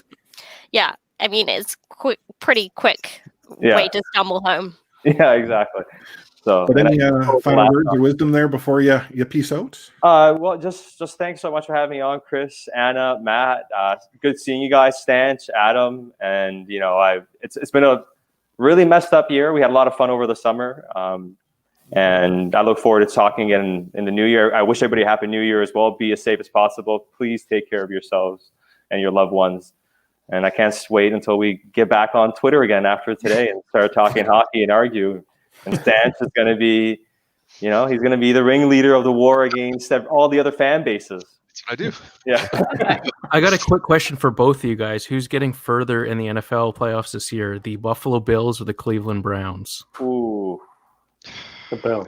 How do you stop Beef Allen? I don't know if you can. I don't know, man. I mean, I'd love to say the Browns. The Bills are just rolling right now, man. Like, that offense is great. They're so well coached. That defense is figuring it out.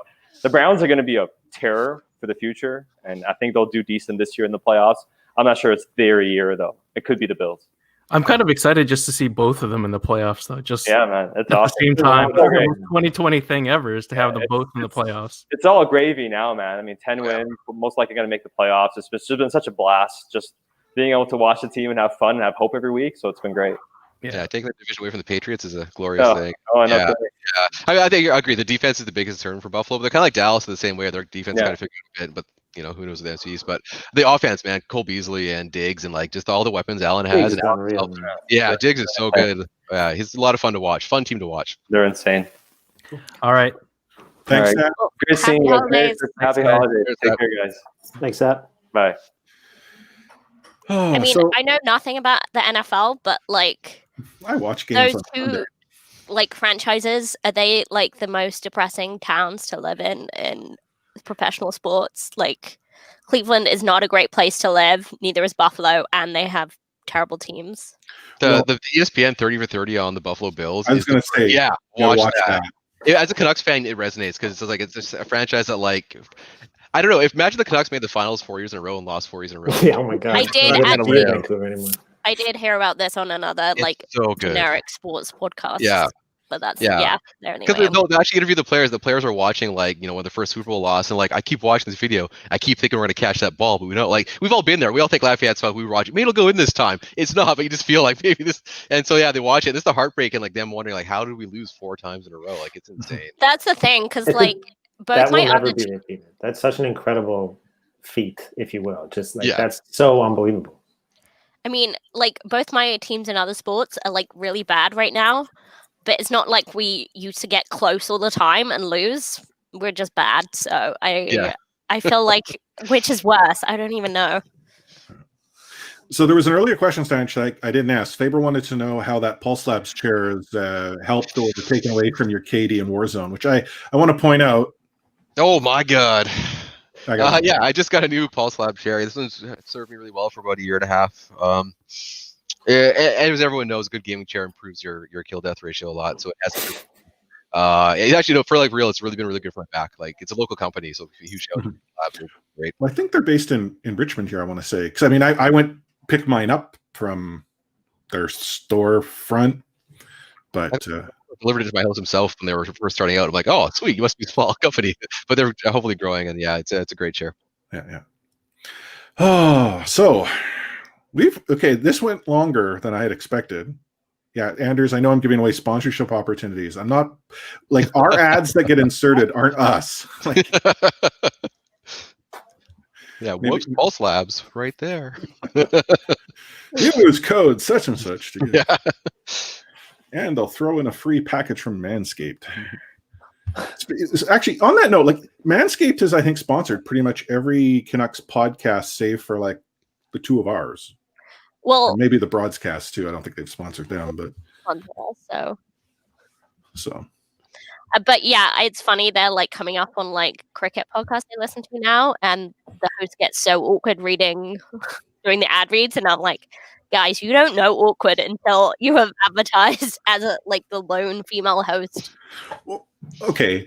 In fairness, I threw it out there. I was willing to read it. You stepped up. I want to give you kudos for stepping up. Yeah, we just blame it on them because they didn't take up this golden opportunity. Have me advertise for them. So anyone got anything going on for the holidays? Everyone just laying low, or yeah? What is there to do? Well, I don't know. I have a 3.5-year-old who is totally in on Christmas right now. Like she's wanting to decorate the tree. My wife and her are decorating our mantle. Like this is neat because I'm getting to experience everything through her. Yeah, that's cool. But we're laying low. We're sticking here, obviously. Yeah, I think that's the deal with everyone. Are you back on the island, Adam? On the island? No, I'm in my new apartment downtown. With the decorated sliding door. Very nice. Yeah. We're like your daughter, Chris, into the Christmas spirit big time here. Adorable. Anders is asking if there's any more carol reads. There are. Yeah, you promised a lot, so let's get going. Okay. I'm trying to pick one that I think you guys will get. Okay.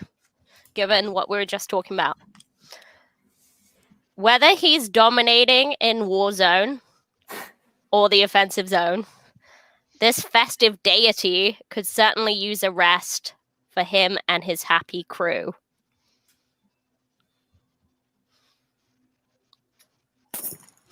Gaudette, you merry gentlemen. Yeah. Yep. Good job. Boom. I'm that's it. The show's over. Chris is retiring. Yeah, Anders got it also. Yeah. So well done, guys. I'm actually impressed with that one. Cool. So Stanch, seems it's about time for you to bounce off. Any final words of wisdom you want to share with everyone? Oh, I'm just really excited about the All Canadian season. I think it's gonna be one of the most, that's probably the best iteration of weird COVID hockey we could get, is having all of Canada hating each other in a good fashion. So I'm looking forward to it a lot. So. And can I indirectly say, like, Wyatt, I'm so looking forward to all your coverage in the Athletic as a result of the All Canadian division. That's like the sidebar of entertainment. Like, I am looking forward to you just stoking that fire for a 56-game stretch. I'll be getting the bulk of the armies, and I'll be running down every Canadian city as much as I can. So it's gonna be a lot of fun. Is it gonna be called like Wyatt Does Canada, like 2021? Maybe not so. That sounds worse. But yeah, I'll come with a good Wyatt Does Canada tour. Might be something else. But yeah, I'll come up with something good for it. I'm sure. I'm gonna try and do a little promotional video for the armies before the season starts. So I'm trying to have some fun with it. Cool. Great. Well, thanks for joining. Thanks for having me. Wyatt, sorry, just before you go, of course. We've never officially met, but I just have to say, I've been wanting to say this for years now. Back when you were doing the province contest, my mom found you, and she's been your biggest fan since. No way. She loves you. She loves you, and she got me hooked on your writing, and I've been a big fan too. So it's nice to finally meet you, man. So Oh, this is great, Vito. That's thanks for awesome, joining Care. Thank you so much for that. That's awesome. Of course, man. Okay, happy holidays, Wyatt. Happy holidays, Thank Wyatt. you, everyone. Sweet. And Matt, you mentioned you might be needing to bounce off. So I'm thinking for the four of us, it's probably an opportunity to wrap up our holiday live show. I think we had fun. Be glad that the internet held on for an hour and 45 minutes. That is a Christmas miracle. Miracle. Well, I don't know if you noticed in chat there were a number of people, for instance, Lisa here, who's just impressed your internet connection lasted this long. So yeah, a number of people that made comments. I mean, the longest NAS hardware has ever lasted. I mean, don't I know that? Yeah, I mentioned to the guys before the show, like I unplugged all my smart bulbs, my Google Home. I'm using a wired connection, and I turned off the Wi-Fi for all of our phones. So, like, why is your Wi-Fi so bad? So, Mrs. Producer Extraordinaire is just sitting there with a candle. We're basically, yeah, we're in the Matt, why is your Wi-Fi so bad? I'm told it's the building Wi-Fi. Like the wires in the building are not good. It's copper wiring. All right, fair enough. Yeah. We all can't have a fancy condo in the middle of downtown above a Costco, Adam. I mean, that's a pretty good location. You know what? It's been pretty nice because it's been quiet because there's nothing going on. But I am excited for when games are back here and I can hear the goals before I see them on TV. That's pretty cool. Or just rolling. If I'm going to a game, rolling out of the house at 6:55. It's gonna be fun. Actually, out of curiosity, Adam's that guy who shows up 10 minutes into the first period and he's like, excuse me. Like I into my seat halfway in the row. What were you going to say, Chris? I was going to say, like, do you hear noise out of the Raj? Because, like, you hear noise at the BC place. We haven't yet because there hasn't been anything. No, but I'm positive we will. Yeah, I'm genuinely curious. Like, I mean, you're right about that. Like, yeah, we're going to hear it. Yeah, I mean, BC Place guaranteed, like, just because they open that hole and everything shoots up. But Raja, it's concrete metal. The BC Place acoustics, like, I've been to concerts there, it's crap. Oh, I know. Raj has way better acoustics. I remember, I can't remember what Grey Cup it was, but Tom Cochran performed at the halftime show. And, whoever it was on the speakers was like, "How did you think of that off halftime show?" And the guy, like, down the road, "It was bloody awful, full." Because that's all we heard. Life is a highway, way. Yeah. Anywho, it's bad. I think we should do something like this again in the new year. Maybe, we'll think of another holiday to celebrate. Yeah, maybe Adam will make an appearance. Maybe I'll make multiple. Who knows? Maybe you never know. But any final words of wisdom that you want to share with all of our viewers and listeners when I figure out how to post this episode? No, thanks for joining us, and thanks for having me, guys. It's great to see you again. I look forward to more of this in the new year. Just be safe. Merry Christmas, Happy Holidays, and Happy New Year to you all. And hopefully we can get together in studio or in a bar sometime soon. How about you, Matt? Yeah, I think Adam put it pretty well there. I'd also like to say I echo Anders' comment, Adam, about how I'm looking forward to you snagging $10 tickets after the first period from scalpers. So make sure you have me on that wait list. You're right at the top, man. Anna? Yeah. Thanks everyone for joining us. That was a real fun, festive party time. I hope you all enjoyed riding along with us. And yeah, stay safe. There's a lot of unknown still about what the new season's going to look like and what the new year's going to look like. But all we can do is do our part and stay safe. And hopefully there'll be some form of hockey for us to enjoy in the new year. Mm-hmm. And we might get back to normal, in 2021. And for me, I want to thank all of you who've joined the live show here. I want to thank everyone who's obviously listening to the podcast as you normally would. I want to thank the guests that joined us. Yeah. I'm not talking about Adam. I'm talking about Clay, Sam, Sat, Wyatt. It was fun. And I genuinely enjoyed having this roundtable Maybe there's something we can do to synergize this in the future. Maybe we need to upgrade Matt's internet. Maybe we need to ensure Adam's not locked in his basement or whatever the rumors were these days. But have a safe and happy holiday season. We'll be back in the new year. We're going to take some much needed time off. So look for our next show, normal show, in the new year. I was going to say 2 weeks from now. I don't want to commit to that because I need to look at the calendar, but we will be talking about NHL, Vancouver Canucks hockey on the longest running Best Mediocre podcast that's related to the Vancouver Canucks. So on behalf of Adam Ovino Carter at Adam FOC, Matt Lee at Matt Lee _61, Anna Forsyth at A4603, myself, Chris at Lightforce. Make sure you're following us on Twitter at the C4 Podcast. Join C4 Discord at discord.io/C4 Podcast. But guess what? We're out.